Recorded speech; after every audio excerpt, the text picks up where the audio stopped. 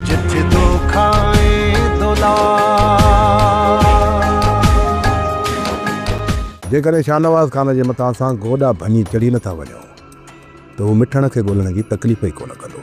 अदा अॼु वञी शाहनवाज़ ख़ान सां मिलो ऐं उनखे चओ त सूबेदार जे मथां ज़ोर रखे त हू मुराद मथां एफआईआर दाख़िल करे। पोइ हिकु तरफ़ खां पुलिस उनखे ॾंडो ॾींदी ऐं ॿिए तरफ़ खां असां।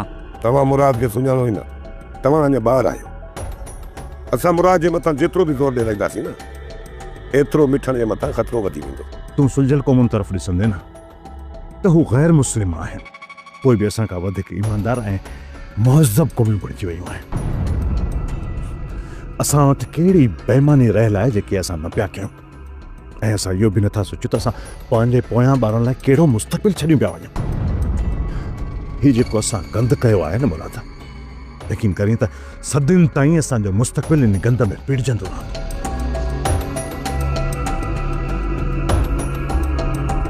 वेचारो खनण बियो हुयो, न हुनजो दाद न फरियाद। अदा ग़रीबनि जो कहिड़ो दाद फरियाद, सॼी ज़िंदगी निंढण खां वर्जी गुज़ारींदा। अदा ॿुधो आहे त पुलिस में केस दाख़िल कयो अथनि। मूंखे तव्हां इहो ॿुधायो त पुलिस कहिड़ी जांच कंदी, कहिड़े माण्हू खे गिरफ़्तार करे वठी ईंदी? दादा तव्हां छा था सम्झो त मिठण खे मुराद ई अगवा कयो आहे? ॿियो केरु थी सघे थो? उहे ई अमरा जेके अदा मिठण जे मथां फायर करनि पिया, इहे त आहिनि। इन्ही मथां अंदाज़ो लॻाए सघो था। छा हू मिठण खे आज़ादु कंदा? न करीमा, हू अञा असांजे मथां इल्ज़ाम हणनि पिया त उन्हनि जो भाउ अली ख़ान उनखे असां अगवा कयो आहे, जॾहिं त अली ख़ान जी असांखे का बि ख़बर न आहे। अदा सच में ई अली ख़ान अगवा थियो आहे या को मुराद वारनि जो ड्रामो आहे? को न को मसलो अली ख़ान सां थियो आहे, तॾहिं त इहो मुराद छितो थियो आहे।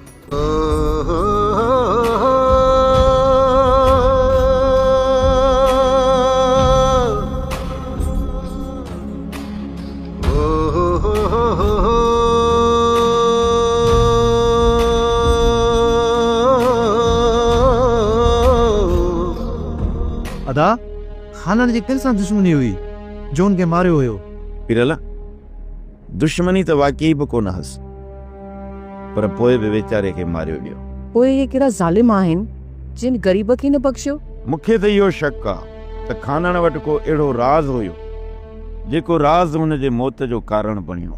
अदा किथे ईअं त नाहे अली ख़ान जो को राज़ ख़ानन वटि हुजे? बस हाणे अहिड़ियूं ॻाल्हियूं त न करे। मालिक साईं अदा अली ख़ान जे सिर ॾांहुं खेर कंदो, पर कुझु चई नथो सघिजे।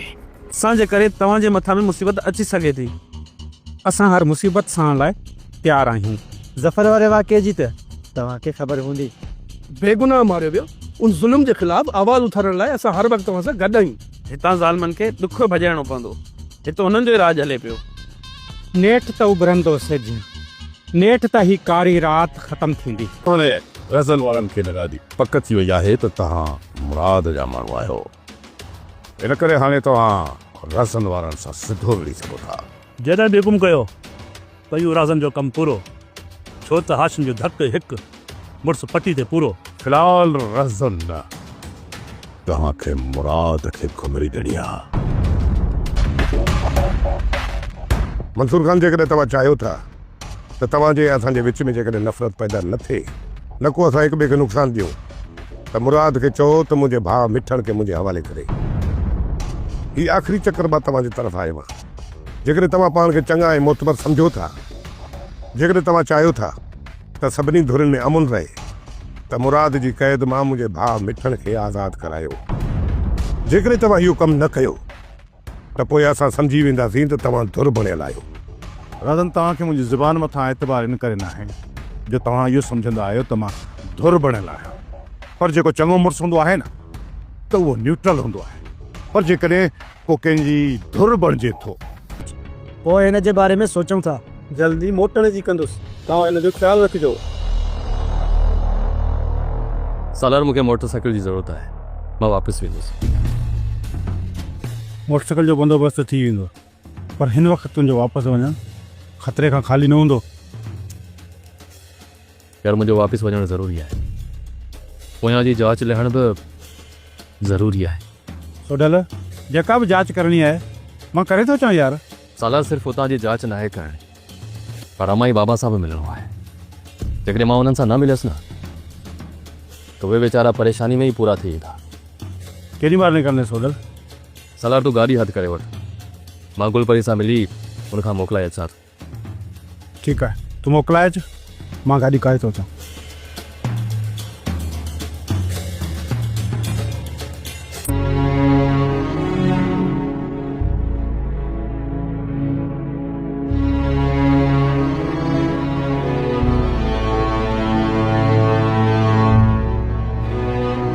अदा बाबा वीचारो सॼी ज़िंदगी मुंहुं मथो पीटींदो वियो, पर तूं कॾहिं बि कम ते न वएं। अदा इहो ॾुख सॼी ज़िंदगी मूंखे बि रहंदो त असां बाबा जी का बि ख़िदमत न करे सघिया। हदा बाबा त पंहिंजा सूर क़बर में खणी वियो, पर हाणे ये ज़िम्मेदारी तव्हां ते आहे। पंहिंजो सोचो ऐं हिन घर जो सोचो।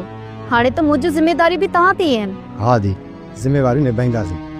हाणे असां ॿई ॿाहिरि गॾिजी तुंहिंजूं ज़िम्मेवारियूं ऐं हिन घर जूं ज़िम्मेवारियूं सभु निभाईंदासीं।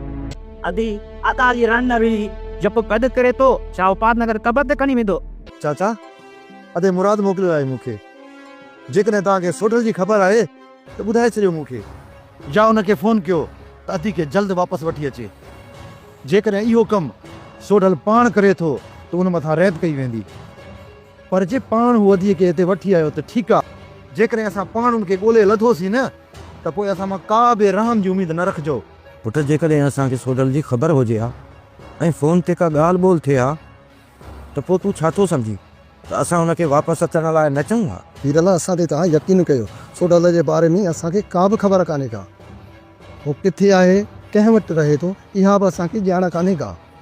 न ई असां सां हुनजो को फ़ोन ते राब्तो थियो आहे। अदा सही थो चवे पियो, सोडल जो जेको असां वटि नंबर हुयो उहो बंदि मिले पियो ऐं ॿिए नंबर तां सोडल असां सां को राब्तो ई न कयो। हिन वक़्तु असां अदे अली खान लाइ वॾा परेशान आहियूं।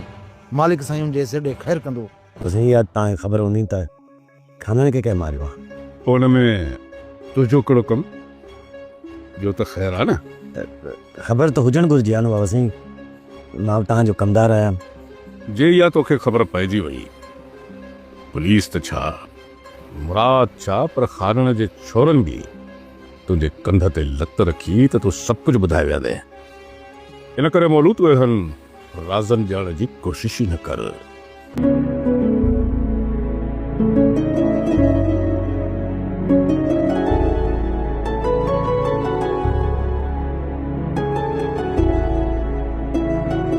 मूंखे हिते अकेलो कंहिंजे सहारे पे छॾी वञी?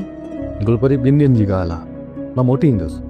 ॻाल्हि 2 ॾींहंनि जी नाहे सोढल, तूं बाहि जे समुंड में पे वञी, जिथां मोटण नामुमकिन आहे।